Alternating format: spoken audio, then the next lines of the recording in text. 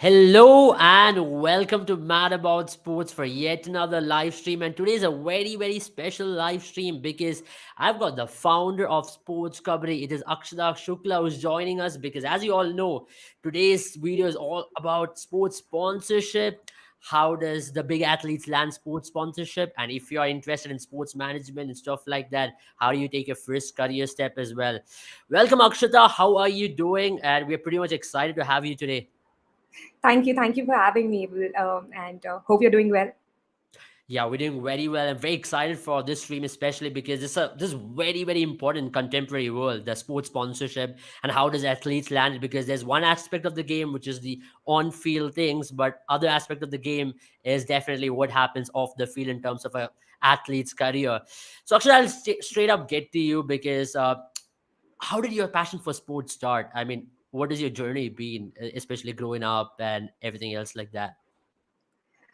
So I was not really very much into sports. Yes, I used to Yeah, watch a lot of cricket growing up, yeah, random test cricket matches as well I've watched wow, growing up. And then I think around class 11, 12, I got introduced to tennis. That was also a very random act by the universe, I yeah, would say. So I was not, so these were the two sports that I was into, not the other ones. But of course, never thought of making a career here. yeah. Eventually, yes, I wanted to get into advertising, but nobody was giving me a job in advertising. So I thought Yeah, that, I'll start to critically analyze all the ads that these advertising agencies make. yeah, So once I started doing that, I realized that there's no platform that was really, that had the database of the brands that a particular club or an athlete has worked on in their careers, yeah, right? So that's yeah, how I started to get familiar with the sports, with the clubs, with other athletes that were out there. yeah, But before that, yeah, the idea was just to do get a graduate degree from Delhi University, work with one of the big fours for 2 years, get an yeah, MBA, and get a proper corporate settled life. Yeah, but absolutely. things worked out Yeah, different. that's pretty interesting. So that's where a lot of people do not know. Akshata did work for an auditing firm, EY, and that's how you started your career, isn't it? Tell us about that journey because to make a shift from an auditing firm into a world of sports, how did that turnaround came about? Because it's two different worlds. You can still say the marketability and accounting structure. You maybe connect to some end of sports, but it is two different worlds in comparison with an auditing firm and the world of sports, isn't it? Yeah. In fact, my graduation, I did BCom honors from Delhi University, and the Yeah, course is very much similar to an MBA. So, yes, maybe somewhere I was being trained to become an entrepreneur, not someone who would want to work in sports. And that, as I said, was never the idea as well. Um, when I joined EY, the idea was to work there for 2 years, get a yeah, fancy degree from some top universities abroad, and then just settle after that. yeah, But but while I was working there, I realized that there was a lot of monotonous work that was happening. There was not a lot of self growth.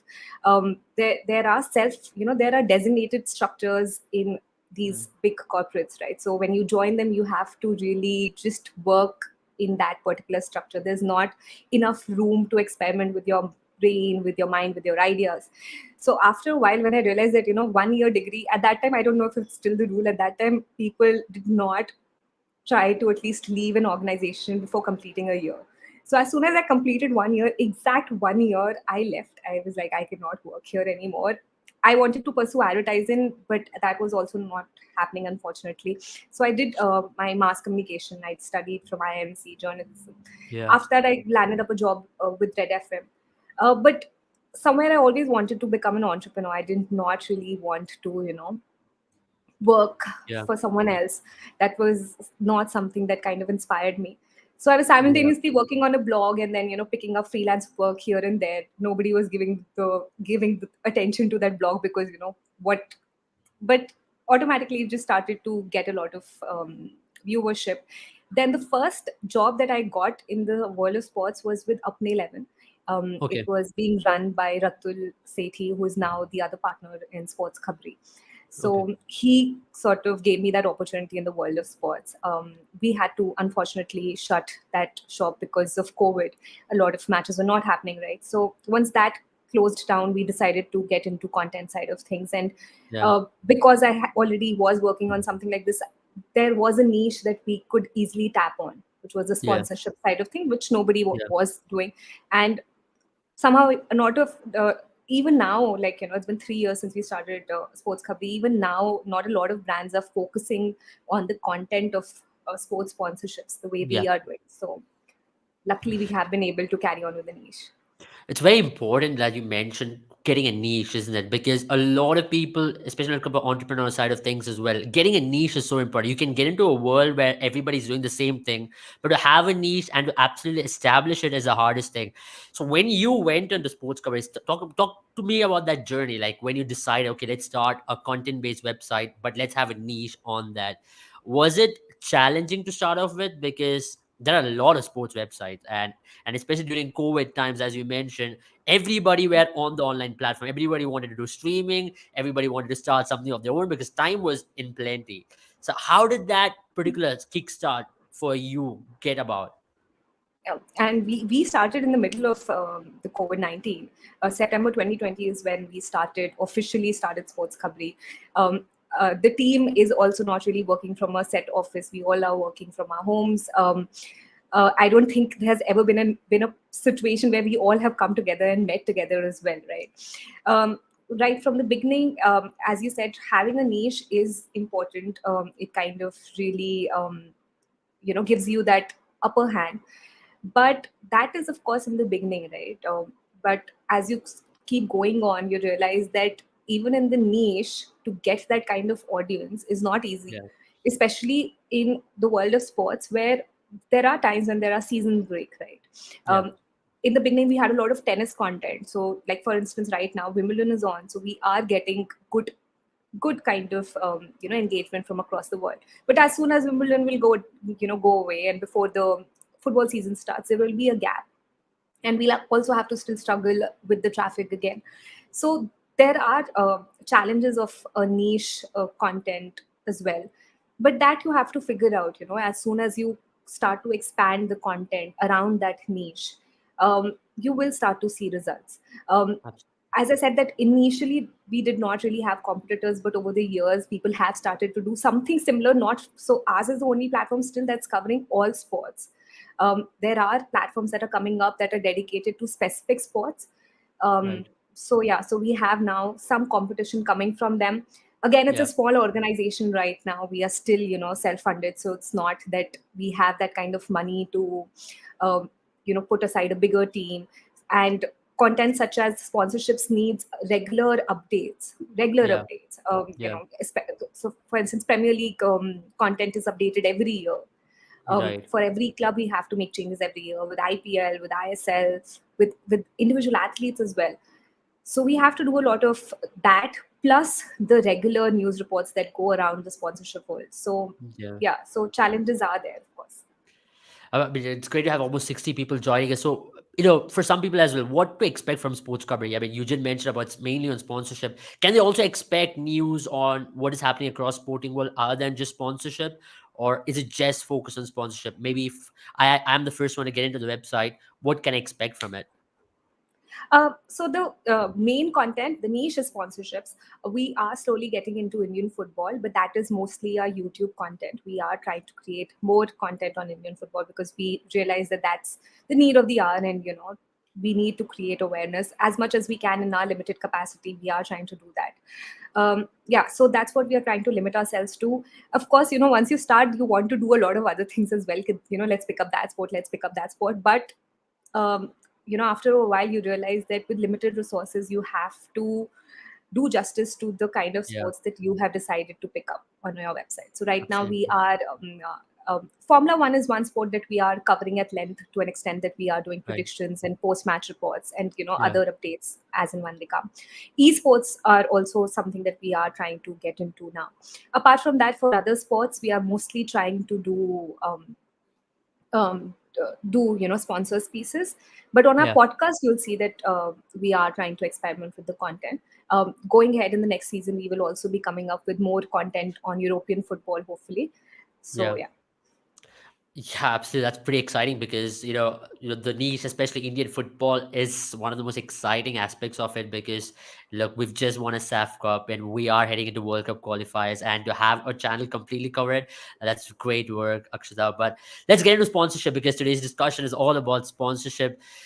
I mean, what do you mean by sponsorship? For a lot of people, it looks like, oh, there's a lot of advertisements across every shirt. And how does it really help? Now, even for athletes, sponsorship is of various levels. Now, you see Virat Kohli coming in and doing almost 6 out of 10 ads on during every India game, and Cristiano Ronaldo out there. Or let's talk about even Sunil Chetri now. He's a big brand in himself in the country. Now, what are the important aspects of sports sponsorship? And if you are someone who wants to land a sponsorship for your club, or even as a growing athlete, how do you really get the right sponsorship deals? Because you might be an under 18 player and you want the right companies to sign you up before you become a professional level athlete. Yeah.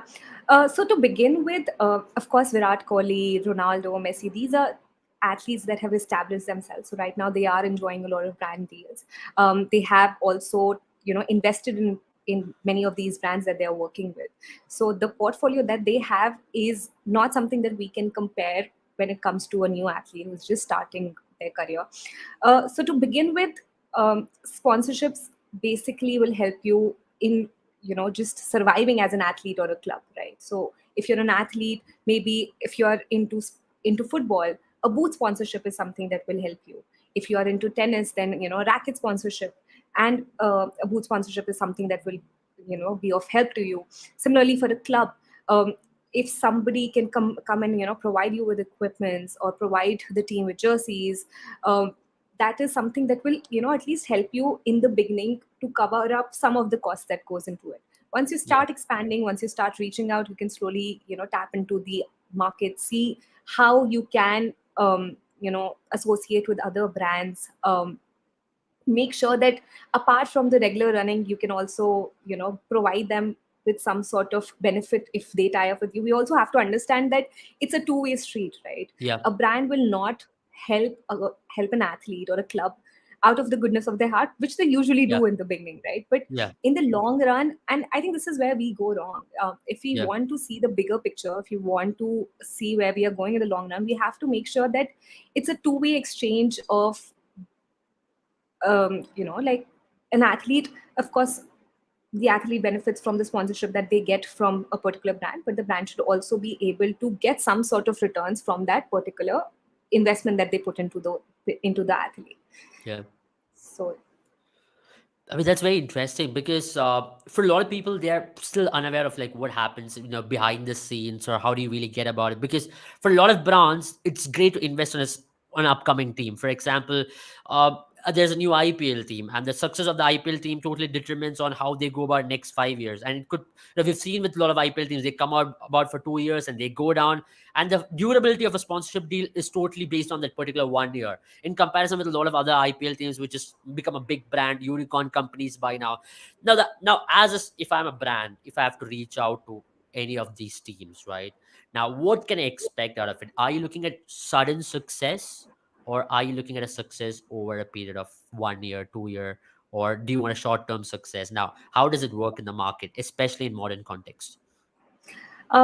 so I think for the benefit of the discussion, we should keep cricket aside because cricket in India is Yeah, one place where all the brands and the sponsors are, yeah, and the yeah, functioning of cricket is very different from other sports. yeah, But if you're looking to maybe invest in an Indian football, you have to look at the long term picture in mind. You right, cannot think that we'll get results from the first year of investment or the second year of investment. You have to make sure that you are there, um, helping the club or the athlete grow, and eventually once the time comes, once the people, and it's a growing industry in football. yeah, Even the fans are realizing that the kind of efforts a brand puts in to a club, or for instance, even the Indian football team, I yeah, don't know if you noticed in the SAF championship there were a lot yeah, of sponsors, and yeah, I had put absolutely, out a tweet yeah, acknowledging the brands that had decided to invest in the right, SAF. And even the audience, even the normal viewers of football knew who these brands are. So we yeah, cannot underestimate the audience, we cannot underestimate their loyalty. So make sure that you are looking at the Yeah. long term picture, support them in the long run, Yeah. and you will start to see, like for instance, what Yonex has done with badminton in India. They have been Mhm. supporting badminton over the last many years, and now as badminton is growing, Yonex has also enjoyed the benefits of it, Yeah, absolutely. right? I mean, that's very interesting because you mentioned Indian football in particular because that's something which a lot of people do not talk about. In India, sponsors are all about okay, RCB got a Qatar Airways or even before Etihad was sponsoring the Mumbai Indians, but we don't talk enough about the Indian football. Where you have teams like you want the foreign companies to come into ISL and to maybe invest. Now you have investment from the City Group in Mumbai City FC. You have big companies there and there are eyes there. So you would want these big major brands to come. And SAF, you saw Emirates was one of the sponsors. You saw Bangabandhu being one of the sponsors. So these are one of the these are steps in the right move. And that's where let's go into individual athletes per se, especially when it comes to Indian sports. You saw Neeraj Chopra's success and all the brands were focused on Neeraj Chopra. You saw that with Sakshi Malik in 2016 as well. Now, as an individual athlete of an individual sport, if I have to get deals, now it's never easy in India, though we are a sports nation, we're still growing as a sports nation. But if you really want to get the next step, you need sponsorship, especially when it comes to nutrition, diet, your kit, your travel expenses. Now, how tough it is, and as a brand, if you really want to invest in an individual athlete, what are the major things that you're looking at? Because this particular athlete has good potential, but there's also a high risk and high reward factor into that, isn't it? Yeah. To be fair, because I'm not really individually working with these athletes, so I'm not really the perfect person to give you this answer. But yes, foreign brands who are trying to get into the Indian market, they also have to realize that, again, the long term game, and we also have to understand what are we giving them in return, right? They will, of course, maybe in the beginning come out of the goodness of their heart, but not for the long run. They are also looking to make profits. They are also looking to make the most of the partnerships that they sign with these athletes or these clubs. So we have to give them that sort of a give and take relationship where they can see that that they are benefiting in the long run. Plus, when it comes to protein brands, in fact, some of these other brands also, a lot of times, because the reach of the athlete is not as much, they tend to go for barter deals, which is not really benefiting the athletes also in that way, right? They're not Right. getting any money out of it. They're just promoting the brand, and in Yeah. return they get the supplements. How good are the supplements for the athletes? That also Yeah. we do not know, right? And Yeah. we have to be very careful because these athletes cannot really just consume any random thing that is given to them. So yes, we have to be careful when it comes to what brands we are endorsing, um, Yeah. not just in terms of um, you know the association, but also to make sure that we are not harming our own selves. Yeah, absolutely. And that's why I really want to ask you this question as well, because, when we talk about social media, that's the major factor when it comes to a lot of sponsors approaching you, your social media pull or how many followers you have. Now, as an individual athlete or even as a team, how big a factor is that? Okay, you might be a really good athlete, but your social media game is not up there. Does it really pull off the sponsors to a large extent? Say, though, okay, let's not invest in him because he might not be able to reach out to people as much as another athlete who's not maybe as talented as a particular athlete or a team, but social media influence factors a lot in these kind of decisions, isn't it? Yeah, definitely. And I think where the brands often go wrong is that, of course, they see the reach of these athletes, but how to tap to the audience base is also something that we have to think of carefully. Where in my research I have come across is that, yes, we see the numbers, but we are not really trying to adapt ourselves to the Indian market and to the Yeah. Indian audience while interacting to some of the fan bases of these audience, right? Right. For instance, if an athlete is coming from a smaller town of Uttar Pradesh or Madhya Pradesh or any part of the country, right? Their Yeah. fans may not have the kind of luxury to buy a protein brand which is costing a lot of money. Right. So even if you sign an endorsement deal or a barter deal with them, you will not get the kind of returns that you are hoping to get from them. Yeah. Right. So you Absolutely. have to carefully see what kind of association you're signing with these athletes. Right. And I think, and maybe a collective sort of collective initiative when it comes to social media.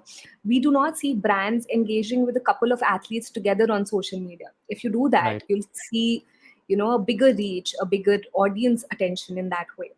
So a lot of these young athletes, they're working on their social media. You see our Indian women's team, football team, Yeah. they're working on their social media. They are putting interesting, engaging content, exciting content, right? Entertaining Yeah. content. Yeah. But I think the brands need to just look at the content that they're putting in from that particular, thing in mind, that how can we tap on their audience base and make sure that we Absolutely. are also getting the returns. Yeah. I mean, that's why I'll take some questions as well. We've got some very interesting questions coming in. So I'll take this first question because it's on the similar lines. Well, what are your views on future female athletes in India? Do they get sponsorship deals as well? That's a very interesting question. And you can talk about from a perspective of female teams as well. Well, women teams like Indian women's team or in football, or let's talk about the hockey team. These are the teams which you can focus on in the next 5 to 6 years where it's going to bloom even more. You saw under 17 women's team do a very good job in the World Cup, leading up to the World Cup as well. Now, what are your thoughts on that? Because there are a lot of just individually exciting stars there, and at the same time, as a team as well, what are the future of the sponsorship deals coming in from overseas or Indian sponsors really investing on the female athletes and women teams? So, uh, when we talk about the current picture, yes, female athletes are getting endorsement deals. When it comes to badminton players, we have seen that they are getting good number of endorsement deals. In cricket players also, Jemima, I think 2 3 days back, she signed an endorsement deal with boat. Yeah, So yes, female athletes in India are getting the kind of recognition, but it's not happening across all sports. And that is not the case just with female athletes, it's also with our male athletes. For instance, boot sponsorship is the most basic thing when it comes to football. But there are players in our national team, both men and women, who do not have the boot sponsorship deal as well. Right? So that is where we stand when it comes to sponsorships. Um, if they don't have the basic sponsorships, let's like that is where we need to start from to provide them with that. yeah. There's also another interesting question before we go into another sector as well. I'll take all the questions possible, guys. Do not feel hard done if I'm unable to take any of your questions, if I missed out on any. Now, there's a very interesting question because long-term investment. Now, we have already a Vision 2047 lined up. And India AIFF has also allocated a budget of close to 134 crores for this next season as well. Now, what are your thoughts, Akshata, on the long-term investment, especially coming into football? With now we are having some new teams. For example, you saw Inter Kashi FC come into the I League for the first time, and you have Atletico de Madrid, who's a new, with Atletico Madrid coming into Indian football once again. Now, what is the long-term investment, especially when it comes to India having three-tier footballing system? Can we have sponsors like what you saw in Barclays with Premier League? And I'm not talking about that level, but now we have Hero, etc. But someone else with a long-term vision to really get done, to help athletes in all fronts. Of course, there are brands out there that should technically start tapping on this market. But if they are into, if they are considering it, that is not something that I can answer. AIFF also right now, we just have three brand partners, Nivea, 656, and Hero. Hero is one of the partners that have been with the Indian football for a long time now. Yeah. And we know the kind of, I don't know commercially what kind of benefits has Hero got from this partnership, but we all know, like, at least the fans of Indian football know the kind of loyalty that Hero has shown to Indian football, right? Yeah. um, but as I said, that I'm not the right person to answer if there are any brands who are looking to connect with Indian football right now. Absolutely. That's right. I'll take you to another thing because I followed SportsKhabri, and one thing which I found really exciting was esports sector. What you have, I mean, not a lot of brands across India really focus on esports, and now it's recognized as a whole niche and whole level of sports in itself. Now, what's the future of esports? And now esports, a lot of esports players are getting sponsorship, and a lot of esports teams while traveling globally are also getting sponsorship. What do you reckon about that? And what was the reason behind covering esports in particular? Because people are still getting into it now. There's a certain level of age group was totally into it, but not all age groups as well. So what is the whole reason of sports company focusing on esports and the future of sponsorship in esports as well, if you'd like to answer on that? Yeah. To be very honest, it was not my idea to cover esports. One of our writers, Aditya Chaudhary, he is a lot into esports, and it was his idea. And he's the one who's putting out most of the content on esports. So I'm not the person to take credit for this. Yes, you're right that esports are, doing exceptionally well worldwide. In India, Yeah. we are, of course, still in the initial stages because of things such as laws. things such as we're not having the proper infrastructure to facilitate such sports. But as we speak, our FIFA E team is competing tomorrow in International. Riyadh, right? Yeah, So we are doing well. The FIFA is something we are doing really well, and we are going to the Asian Games now, preparing for that. So growing up, I could never imagine that somebody could get a medal by playing PUBG. yeah, But now it's happening, right? That's how times have changed. That's what COVID has brought us. And of course, why absolutely. not, like if people are spending hours on their screen watching playing a particular game, there is so much scope for the brands to displace themselves and benefit from the stream. I mean, the numbers are crazy, right? If you look at even the streams of some of these games, the numbers are in millions. So that's the kind of Absolutely. massive following that you know can people are enjoying, and we and brands can of course benefit from it. But in India there's a long way. Like individual athletes, they are not really getting the kind of sponsorships. Yes, Yeah, tournaments are getting them, whereas like internationally, for instance, Vitality, they have a list of sponsors with them. But in India yeah. we are not seeing that. But of course, it's an emerging market. The numbers will definitely grow in the near future. Yeah, absolutely. Yeah, that's why I think this question is very important as well. If you're a school level or a club level athlete, what do sponsors focus on? Especially if you're a 15-year-old, 16-year-old in school, you're an athlete who wants to really get sponsorship. How do you endorse yourself there? How do you really reach out to sponsors? How does it really work, Akshata? Um, so what little I have understood after speaking with a lot of people from the industry is that the athletes themselves have to take that initiative. The club themselves have to take that initiative. You have to reach out to brands. You have to repeatedly reach out to them, share your performance videos with them, the content that they need. Just like be persistent, because we cannot really rely on federations or third parties to facilitate that. We have to take that effort. And yeah, unfortunately That's that's how the market is right now. Yeah, but that's interesting because for a lot of these youngsters now with social media in hand, you have to say that that is a biggest boon in a lot of ways because you can reach out to people in real quick time, and where you never had that opportunity maybe 20 years prior. 20 years prior, you had to sign a deal with a lot of agencies, and that's where I like to ask this question, similar thread as well.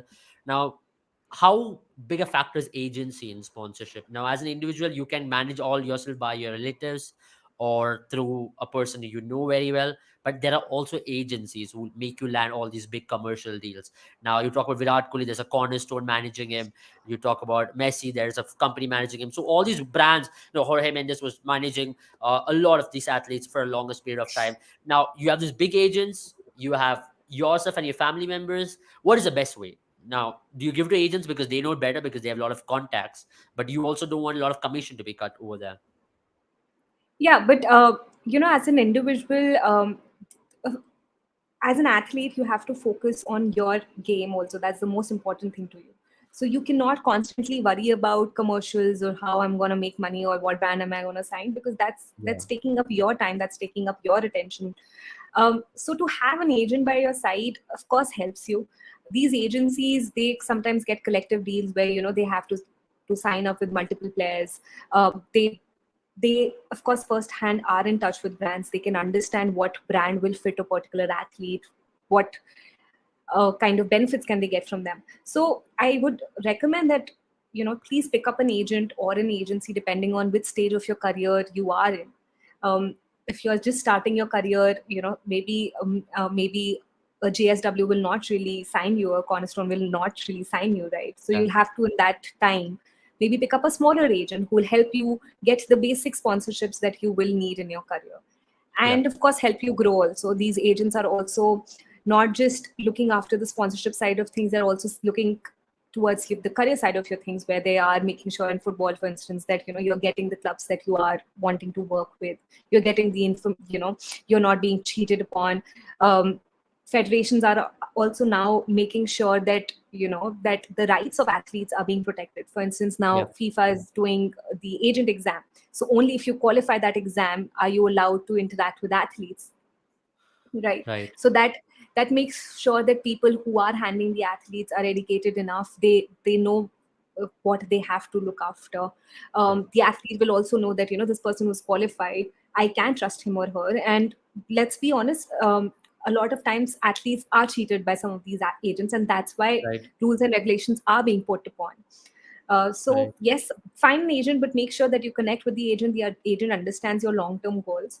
Yeah. You understand the real picture that the agent is trying to give you. Do not get, do not feel demotivated if your agent is telling you the, you know, showing you the real picture. Things, of Absolutely. course, are not as rosy as we might want them to be, but Yeah. yeah, in the long run, that's how we will improve. True. I mean, that's what I'd like to, before we end this chat as well. Interesting that we were able to talk a lot about sponsorship, but let's talk about sports company as well, right? Now, we are in an era where we are seeing attention span really, grim down a lot. And, as a content based website, where you provide a lot of articles for reading, now you are moving towards a video sector as well. As you mentioned, you are doing podcasts and you are into getting into YouTube on that level. Now, what is the future? Do you reckon people are more focused on video based content more often than not, with the attention span dipping down to 20 seconds for a person? You reckon being a website, what do you do? What are the steps you take to make sure they still get hooked on to reading something regarding sponsorship, reading something regarding the niche of how what deals a person can land up? People who are interested will definitely read, but a newbie who really wants to come into sports company, how do you manage that? So the content form, yes, we are just right now still in the stage of accumulating that data. There are so many sports out there, so many athletes. So, and as I mentioned in the beginning of the conversation, the things keep on getting updated, right? So we have to make sure that the data that we are providing is 100% correct. Now we are getting into other sports such as MLS, thanks to the major transactions or the transfers that have happened. Saudi Pro League is also something that we will be concentrating on. NFL, MLS.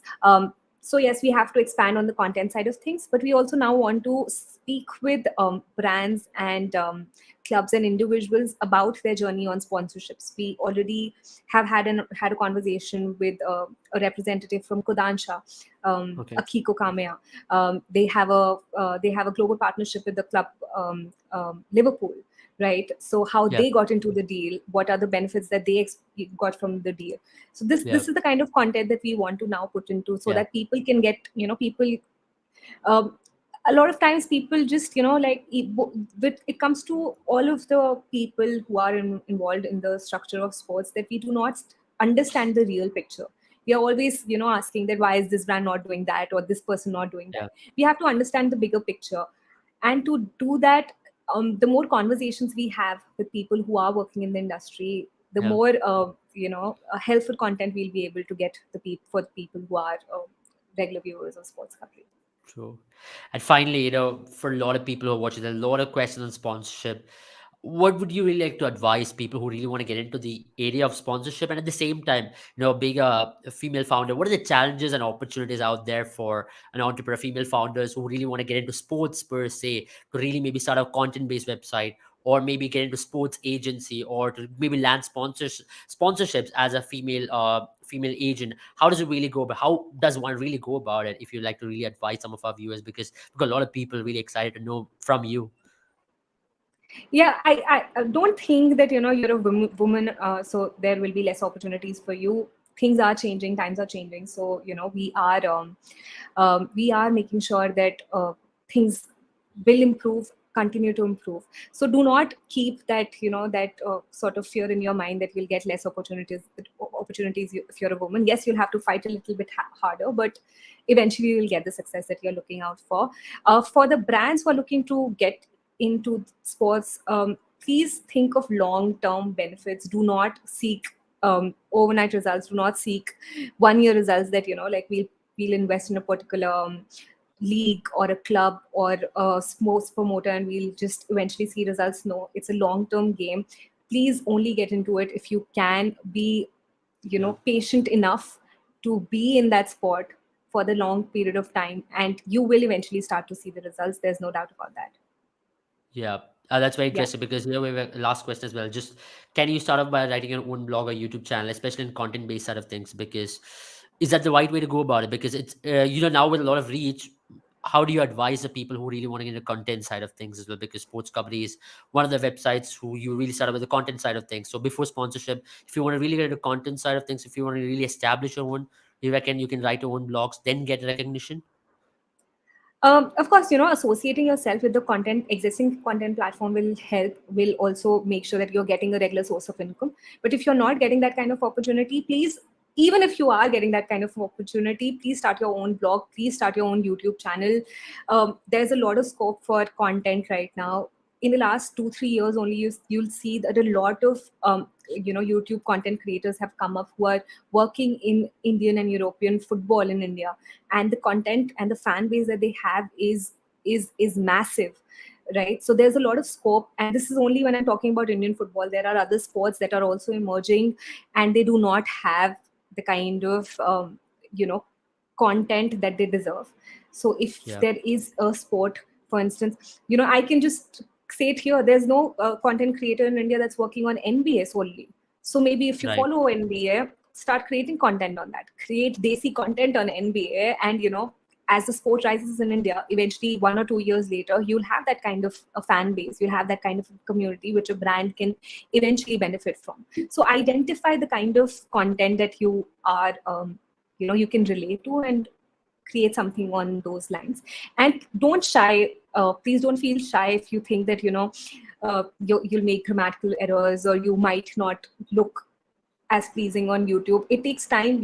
Everybody is shy. I was all I there's a time I never imagined I'd be in front of a camera, recording myself or being on a podcast. But we have to come out of our comfort zones to make sure that we are pursuing our dreams, right? Doing justice to our dreams. So if you want to do something on that, go ahead and do it. Don't have second thoughts. Oh, that's really encouraging to come from you, Akshata, because for every content creator, for every youngster out there, and to come from you especially, and to take that first big step is the most important thing. Once you take the first big step, then you go about it, you glide with the wind, as they say, and those were really encouraging to get, to focus on a particular niche and get out of your comfort zone, and then chase what you really want to chase. Let it be sponsorship, let it be content, let it be anything else as well. Find a niche, as Akshata and Sports Company has really found with sponsorship. Maybe you can build a brand of your own as well.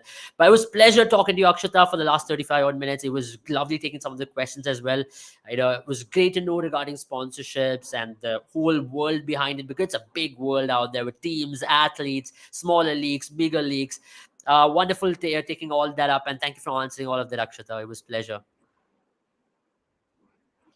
Thank you for having me, and good luck with Matt about sports. Thank you. And guys, if you really love this video, remember to like our video and also share it with all the friends and families possible, so we can keep bringing you all this content. And do remember, we'll be back with a new live stream very soon, because all the Ashes, all the cricket content, India is going to be playing against West Indies in a couple of days' time as well. So remember, you can get all the action and all the updates over here. And also do not forget to follow our Instagram page, and do not forget to subscribe to our channel if you're new here. Take care, all of you. See you all very soon. Bye bye.